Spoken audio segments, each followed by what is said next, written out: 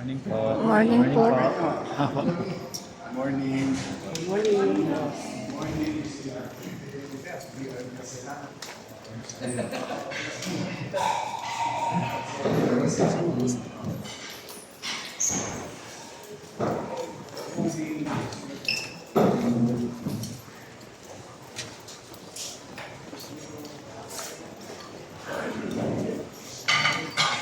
Sige, ano na kayo? Sa likod na lang. Sa likod na kayo. Sa likod daw, sa likod. Sa likod.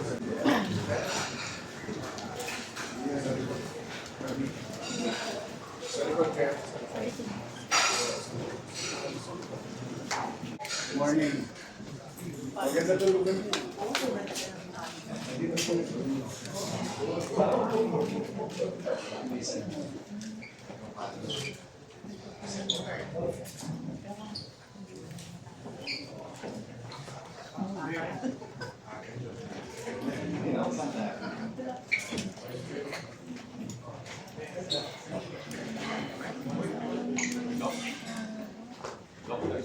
Ay, hoy, siguro.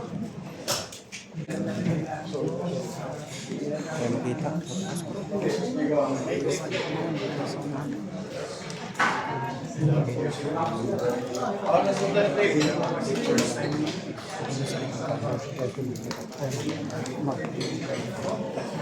sa gilid. Ito sa gilid.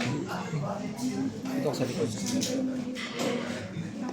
Dami nagpo-post.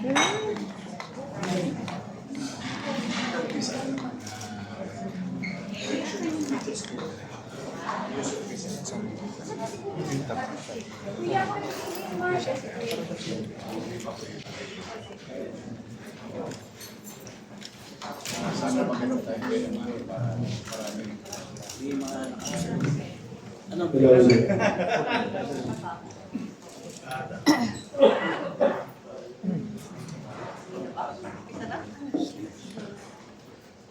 Hello? Hello? Yan. Good morning! How are you today? Fine. Tingnan, huwag ka masyadong mabusog baka malaglag ka. So good morning, Yorme. Thank you for coming here as our buena mano na guest sa Revive Tapihan ng Claridel. Alam mo ba, Yorme, itong sa mga Cavite, may siguro 2000, 30 years, mahigit 30 years na po itong mga panahon, umpisa po nito is the Max Event Festival. Sinildos yung Tapihan. Sila po yung mga founder.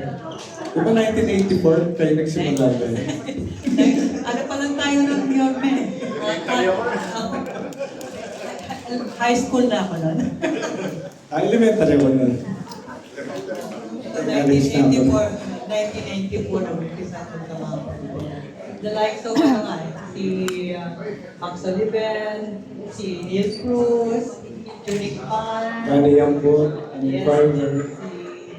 si Julian Dasa. Siya na lang yung buhay. Yung apat na mayabang na. Buhay ba? So, we're so happy that you're here, Mayor, para po umpisahan ko itong first for a while, medyo wala tayo ng mga pandemic at mga events. So, ngayon we're back. At thank you din pala sa mga kasama natin sa media na tumog basta si Yorme kaya siya iba yung mama natin. Oo. Full pack. Mga familiar faces no? Yeah. Mga kaidaran. Opo, Mayor. Yung iba po dyan, mga kasabayan mo namin mga reporters din. Yan, sa Boston. Yung mga photographer sila. Ayan. Si Ed, nandito pa si Ed Reyes. Ayan, si Francis. Tracy Cabrera. Ano yan? Kasama ko sa Pasay Beat. You're talking about the reporters, the media. Yung mga kilo-cover pa natin dati naman ng mga taga-City Hall. Diyan pa si Councilor Tetler. May buhok pa siya. May buhok pa, makapal pa noon.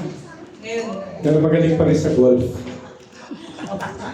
okay, welcome everybody. Welcome po sa ating Samahang Taridel Kapihan, dito sa Rizal Hotel. Bago lang din ayos ito eh. Oo. Dati, Ito yung dating Army Navy. At dati ay nandito din po ang yes. So, masaya naman tayo at nandito kami mga maganda yung question natin. Tinker, siguro ko na siguro yung pagtatanong kay Yorme. So Yorme, naalala ko noon, yung dating mo sa City Hall, nung nanalo ka na, June 30, 12 doon, ang dinatnan mo doon, yung lang physical office, pero walang furniture. Pero may kahadero. Tapos, ang dagkalat din yung basura sa Maynila nung dumating ka. Kaya pinalinis ko agad. Siyempre naman, ang pinalinis mo, bumaha naman. At nung in-expect mo, may mga defective talaga ng mga flood control. So, Yorme, after 100 days, ano na ba yung status ng Manila ngayon? Una, thank you sa inyo, sa Paradel, it's a great honor to be with the respected journalists of the country.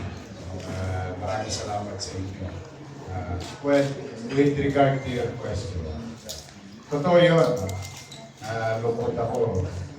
Pumutubad yung office of the mayor. Pati kunti na. Pati-kunti na, tinalo. Samantarang na iniwan mo yun, maganda yung opisina. Maayos naman na mapag-uumpisinahan. Kompleto, no? Maayos naman. But be that as it may, I look at it as a petty action of some individuals. Hindi naman nawawala yung office of the mayor pag walang mga furniture. At saka, so, we hit the ground agad. Dahil there is an immediate concern of the people of Manila. Yung nagkalat ang basura. It's been ongoing since December 31, bali January 1 of 2025, when they changed the so-called contractor. Saksi ko dyan, Yorme, kasi taga-Sampato ako. Yung kanto namin, yun yung tinatambakan ng basura. Kaya galit na galit yung ate ko na walis ng galit. Saan yung kanya niya? Cristobal Corner Contrates. Historically, and it cannot be denied on what transpired in the past, may mga mayor din, maraming mayor ng Manila, talagang once they change the contractor, nagkakalat talaga ng basura sa Manila. And that happened. On the reason, sabi nila nung araw, close sa akin, pero sa totoo, pag matatanda na kayo reporter, lalo na yung mga city hall reporter dito, they know already that Lunel was established since I was high school through the leadership of Mayor Lim. And for so many instances, mayors of Manila, medyo hindi nagkakasundo. No? Yung vice mayor, o yung palitan na administrasyon.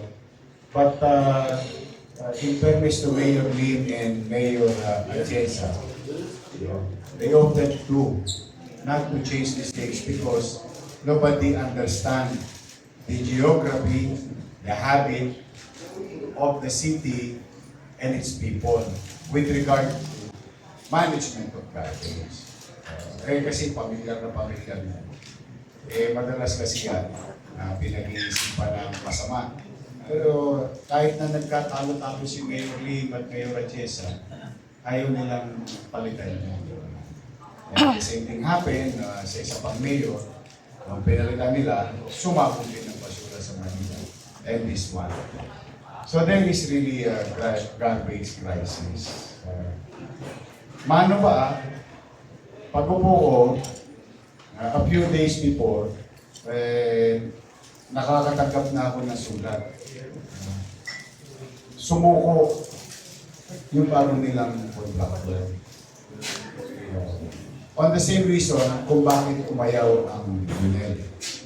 Kasi may utang sa Lionel na 600 million pesos.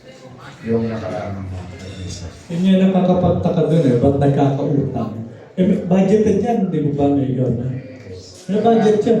And I will explain it to you later saan napunta yung Pera sa basura. yung budget for what you call commercial obligation. Paliliwanag ko, i-rundown ko lang yung antecedent. Mangyari, they wanted to unilaterally inform me na ayaw na rin nila. Kasi kung yung Lionel hindi na bayaran, itong dalawang bagong kontraktor na Manila na pinaghati pa, hindi rin nabayaran ng February, March, April, May, at June. So our commercial obligation, basura pala, rose to about 800 billion. Yun ang una kong ginarap. Chape. Problema sa chape. Ang pera. Ako naman, kinausap ko, Lionel, baka naman kung po pwede, huwag na sila pagtakbo sa Maynila. Kung po pwede, tulungan muna ako na kunin lahat ng basura. Kasi alam niyo lahat yun na sa kalsada mismo, hindi na yung tumpok sa kanto nyo.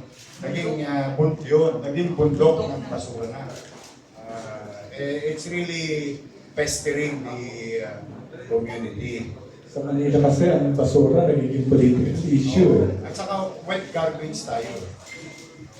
Hindi tayo dry garbage like Makati, Ayala, Makati Avenue, or PGC. Manila, nasa whole, is a wet garbage. Dahil nandiyan po yung Soria, bahay, tapos yung ating mga urban settlers. Wala namang masyadong, yung iba dyan, walang kasilyas talaga katulad namin nung araw. So, ang problema ng basura affects across demographics. Mahirap, middle class, maya. It's a concern. Well, generally, it's a concern. But specifically sa Manila kasi Maanggo, Makatas, Matulo, Malangaw, at maging sanay ng lahat po yan, inabot po ninyo. As in, physical na andyan. Pumasok kayo. yes. Kaya in the next 48 hours, non-stop, pinakiusapan ko din na huwag muna ng bayad, baka makuha nila ng nila. 2 days na libre, di ba? Libre nga. Nalibre naman namin. Hanggang sa mag-settle, because nagdeklara ng posisyon ng state of emergency, health emergency regarding this problem. Then we recover, okay, nag-normalize ang koleksyon ng basura. Then another problem came about basura again, which hindi nyo naman nararamdaman ngayon. After 2 weeks, 3 weeks, I've heard, galing sa akin bubuit. Kala nyo kayo lang yung bubuit. Galing sa akin bubuit na magsasara ang Nabotas landfill. Tutuluyan. Because there is an ongoing rumor 2 years ago, which nakiusap naman ako sa isang malaking kumpanya para tulungan yung nakaraang administrasyon na huwag magka-problema. Pinagbigyan naman ako.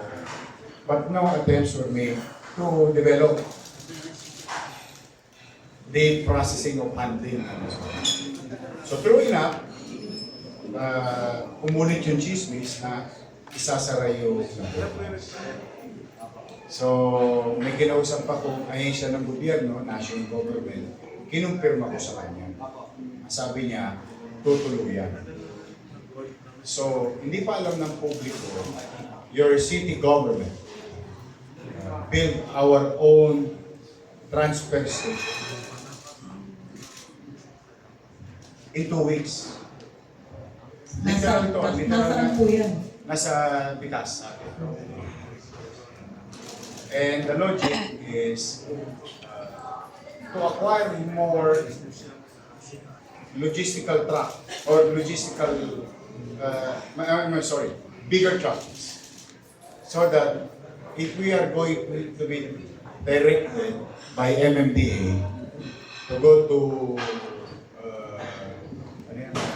San Mateo. San Mateo. Ah.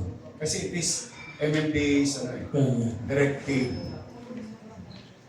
That's gonna add up about 20 kilometers of additional Decent. length. So the impacts of it is the time in motion. So our trucks will stay there for 6-7 hours. If we are going to use the same truck that we are using in the community. So there will be a 6-7 hours before I go back to your street. Mamaho na ang Maynila. Yeah. The garbage will catch up. The piling of garbage will catch up. So what we did is the solution that we did under the radar. On our own, nagkusa na kami. 6 na syudad yan. On our own. Gawa kami na transfer station. Bumili ng maraming truck ang Lionel. Lahat ng maliliit namin truck, ibubuhos yung basura sa transfer station, ibaback ho, lagay sa malaking truck, then let it go to San Mateo. Meanwhile, smaller trucks can go back in a matter of 30 minutes sa streets of. And as we speak, it's been happening for the past 1.5 months. Wala ng basura. Kaya ewan ko kung may napapansin ba kayo, may nagkalat pang basura sa Maynila. Wala na. Sa Sampaloc wala ko nakikita. Exactly. Wala kang mararamdaman. As if walang crisis. But there is still a crisis with the garbage. Ilang porsyento po ba ng basura ng Maynila ang dati na pupunta sa Navotas? Lahat. Oh. Lahat yun. Ganon kalaki yung problema.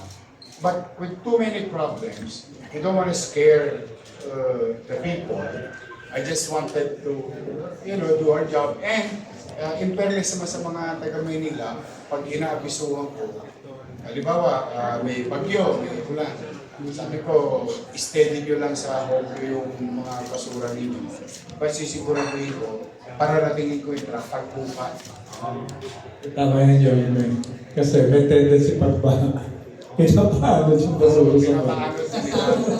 Pero kasi gagawin yun ng tao. Well, one, hindi naman pare-pareho ang tao. No? But generally, kung hindi mo naman talaga inahako, ilalabas ang tao ang basura.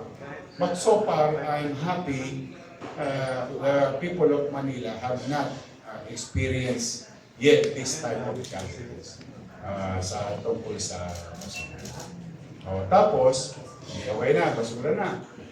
Biglang bumagyo. Biglang bumagyo. Nagtaka ako. Dati naman kami binaba eh. Walang question, Kalaw, portion of PGH, UN, City Hall. Yung City Hall hindi. Kung pinag-usapan natin, ang binaba talaga kami, yung area na yun, dala ng, itong sa building na to, may tubo rito. All the way to Kalaw, para i-pump out yung tubig to. Meron dito, may linya rito. Then, nagulat ako, yung level ng baha, masyadong mataas. Tapos biglang yung City Hall, yung likod namin, Pinahana rin. ay kumakyat. Sa mga SM yun. Sa SM, kumakyat yung usually nakikita mo yung panahon ng Undoy. Ayan. Nag-o-overflow ang Damka, yung Salmon River, at Espanya. Yan yung mga normal site. Normal site. But with this typhoon, Krising, if I'm not mistaken, it's everywhere. So, I was in City Hall, I think about 6 p.m. na. Sabi ko, ba't ganun? Kanina bumuhos ang malakas yung ulan, Ngayon, ang umuulan pa rin, pero hindi rin talagang yung burst. There must be something wrong. So I immediately went to the streets. Yun ay nakita ng tao na nasa kalsada ko alas 7 ng gabi. Dinudot namin yung mga important. May isang tipak ng semento ko na. Only to find out, for lack of TLC, yung mga important namin, buhangin, at saka algit talaga. So talagang tinira namin ang tinira until ginararo na namin, yun ang common. Then, umulan pa rin the following day, medyo ng kaunti pero mataas pa yung tubig. Kaya start asking the engineering. Di ba may mga pumping station tayo dito sa Manila? And Chief of Staff Cesar said, yes sir, meron tayong 70 plus na pumping station. Saan galing yung data? Sa MMDA. But 24 of it, hindi pa tangan-tangan ng MMDA. And one of the famous where all started, all these things started, is the District 2 Sulog-Abog pumping station. Because when it was presented to me, na-shock ako nahulog ako sa bangko. Siguro yung pumping station, 500 o 600 square meter lang. And we spent 770 plus million pesos already. It's not running. Maliit yung area Ibig yun. sabihin, pag nakita mo yung area, sa amount na ginastos, you do the math, you divide it per square meter. Yeah, sobrang taas ng presyo. Mangyayari ba? Hindi pa gumagana. Ayun. Yun ang malungkot. Yun ang malungkot. So, I was being interviewed, I think I was in Baseco, with all the journalists, no? Sabi ko, dapat to imbestigahan itong mga pumping station.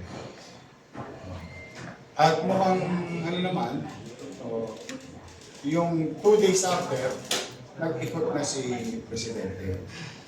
Doon na-shock ang lahat ng Na maraming hindi gumagana or effective yung Ilan po lang? DK.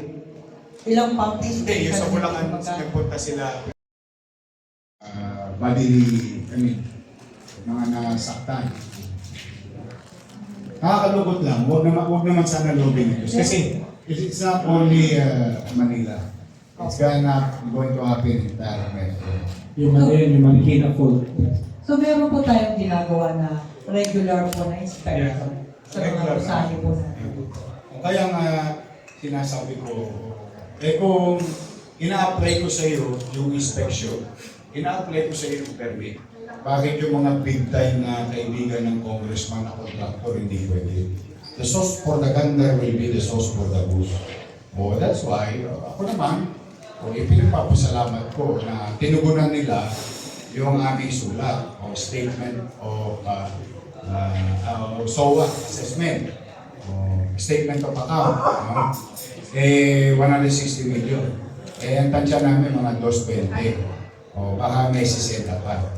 Now, ako naman, payo ko lang. Fair naman yung akin. Una, minuscule yung number. I'm telling you straight, mga kababayan. That's 82.5% of 1%. That's only 82,000 pesos every million. Very minuscule. Kasi regulatory fees lang naman eh. Why expose yourself to have a city who hates you so much and will go after you? In fact, ngayon, di ba yung isang nakasukan natin na korporasyon, ngayon humingi ng permit. Tapos, dapat papailan din natin ng civil. Alam mo nangyari? Nagbayad. So, 10.4 million pesos yung giniba niyang court. Binasi natin sa assessment ng panahon na pinagawa ni Mayor Lim yung court. Lumang presyo. Pero yan po sila. Sa akin lang naman, I'm just trying to protect the interest of the people of Manila. Because they deserve it. There must be government in Manila. It's not a perfect government. Kailangan maramdaman ng tao na may pamahalaan sa Yorme, ayaw namin i-preempt lahat na sasabihin mo. Siguro, Pikel, pagbigyan na natin yung magsama natin sa media na magtanong. Pero, yung kanyang report na 100 days, di ba meron po kayo mga... Sa October 8. October 8 pa. 100 days na. October 8. October 8. At the same time, we're gonna conduct CDC. Naman, Mayor, nag-topic mo, ano yung major accomplishment po. Highlights. Sa fiscal, sa infrastructure. Infra, yun yung uso ngayon. O hindi, kung infra, we start developing the libraries of the city and health centers of the city. The same manner, we opened already the 7th hospital of the city, which is the Baseco Hospital. We name it after former President Corazon Aquino. It's now operational, the OPD. And we are now on track to accreditation to level 1.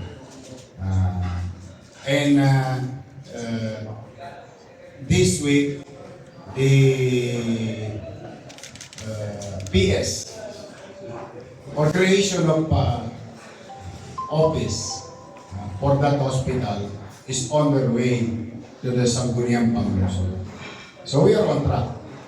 Tapos, nabuksan na rin yung cat lab. Sino ba sa inyong maraming minahal? Baka barado na ang puso nyo.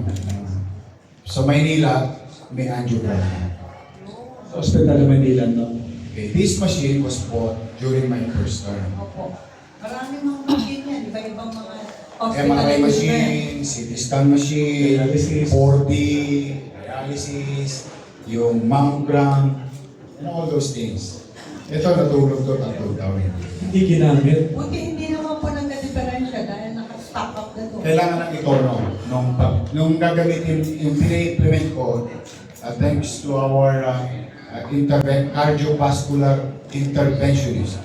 Ewan ko kung tama yung description ko sa particular na practice. Konti lang, updating of software and so on and so forth. Ano yung reason bakit hindi gumana yun eh? Yung pinalitan mo, doktora.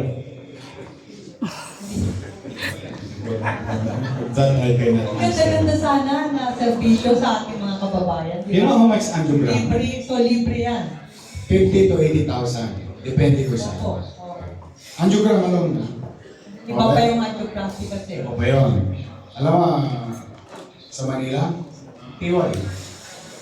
Libre. Oo. Libre talaga. In fact, nakaka-4 patient na kami simula noong September. Pag kami umabot sa 10, we are now on our way to do angioplasty. How much is angioplasty? 300, 500 to 1 million pesos. Depende doon sa stent na ilalagay. Sa dami. Mahal yung stent. Nagsubi na ako ng Pechinko noong July. 25 million. 25 million.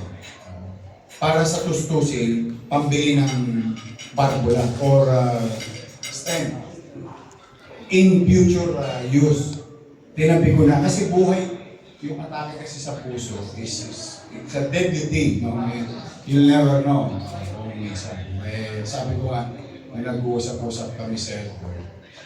I don't care spending millions of peso to one person. Mabuhay lang siya. Kasi ang yaman, ang pera, mawawala. Pero makukuha natin ito. Pero ang buhay pag nawala, hindi ko kaya balik yun. Si Jesus lang nakakalam nun. At yung pamilya maapektuhan ng economical and so on and so on. Sabi ko, may return yan sa atin as mamamayan. So pagka nadali namin yung POSAM, pag nakasampu na kami, the opinion and suggestions of our cardiovascular interventionists is pwede na kami mag-angioplasty. Ay salamat naman sa UPPGH, ano? Tinutulungan kami ng UPPGH and some heart centers. Kasi this is the only local government unit na may cath lab sa buong Pilipinas. Meron kasi sa National Government Hospital, UPPGH, saka heart center. So, now we're gonna serve their purpose also. We serve our purpose. One, for the people. Two, ma-unclog ko na yung foot traffic for heart center or UPPGH. So it's gonna... Balik na pupunta sila doon Oo. sa Quezon City, dito na lang at least makakatulong din kami sa national goal. Pero exclusive po yan sa Manileño. No. Life is life. Again, you were there when I was asked about how we value life. Yeah? Life is life. So, Ang buhay, hindi naman natin pwedeng piliin. Regardless. saan siya? Ano yan healthcare yan. Sino ba ang pwede ko sabihin na ikaw mabubukay ka, ikaw pantodas ka na, ikaw flores ka, wala kang bilang. How can I be a judge to a person? Parang na pandemic, di ba? Kahit hindi taga Maynila, Yeah. pwede magpa-test, magpabakuna. Yung malaking ground yan. Opo, Pati OFW, immigrant, yung mga returnees na infected. Ako, Mayor, maalala ko yan, nasabi mo kasi yung pandemic yung, ito pong PAGCOR, malaki ang pasasalamat sa iyo dahil mga 3,000 empleyado ng PAGCOR, nabigyan niyang vaccine. At sponsor natin ang PAGCOR. Oo, Hindi lang yun. Yung parkour naman nagbibigay ng buwis sa pamahalaan. So, paano ba namang tangkilikin din namin kayo? Kaya may isang insidente, in hindsight, maganda itong istorya na ito nagdidesisyon na yung mga Metro Manila mayors. Tusok kami. Chinese. Bawal daw. Hindi raw nila papakunahan. Halimbawa kami, mapupunta yung taga Maynila at empleyado ng syudad na yun. Hindi raw nila papakunahan kasi hindi taga ro sa kanila. Sabi ko, at the time, paano ko masasabi na maiiwas ko sa infection ng tao dahil kailangan kong piliin kung sinong papakunahan o hindi. So anong visa nun? Kung hindi universal ang approach. Doon to sa meeting ko. MMC. Sabi ko, paano ko masisigurado? Kami malinis, protektado, tapos darating kayo sa Maynila, hindi kayo bakunado dahil sa magiging policy natin, hindi ko babakunahan dahil hindi taga amin. Dalawa lang mangyayari niyan. Magdala kami ng mikrobyo sa inyo, magdala nyo kami ng mikrobyo sa amin. So, nagtawanan yung mga... then, it became a policy that any John Doe and Mary pwedeng makunahan Kahit saan. nila. And that was, kasi pinaglalaban ko yun dahil yung mga taga Maynila, may infectionan ng hindi taga Maynila kasi ang bakunado lang taga Maynila. For example, 3,000 di naman lahat taga Maynila. Ang daming estudyante, teacher, and so on and so forth. Senior citizen, nagtatrabaho, nag-anak. So it turned out, healthcare is a universal thing. Life is life. So the same thing with this. Di ba yung Tocilizumab? Naalala niyo yun? Remdesivir, Molnupiravir. Antiviral. Totoo naman. Masaya ako nakasurvive tayo. Marami ang hindi, nalulungkot tayo. But I'm happy the expected death toll sa Manila supposed to be hindi na-reach. Hindi tayo umantong sa ganung Masama. 50,000 tayo nationwide yun, no? Yung mga mortality. Kaya nakakatuwa. Salamat sa Diyos. So yan, libre yan. Yung, tapos, first quarter, because the decision was made during before the 100 days. We're gonna build, despite of limited resources, we're going to build our 7 city vertical housing program. The Binondominium 2. Oo, ang dami nyo ng building na... Condominium 1, Condominium 2, Binondominium 1, San Lazaro Residence, San Sebastian Residence, Pedro Hill Residence. First quarter, we're gonna groundbreak Binondominium 2 para sa mga walang may bahay. First quarter, we're gonna groundbreak.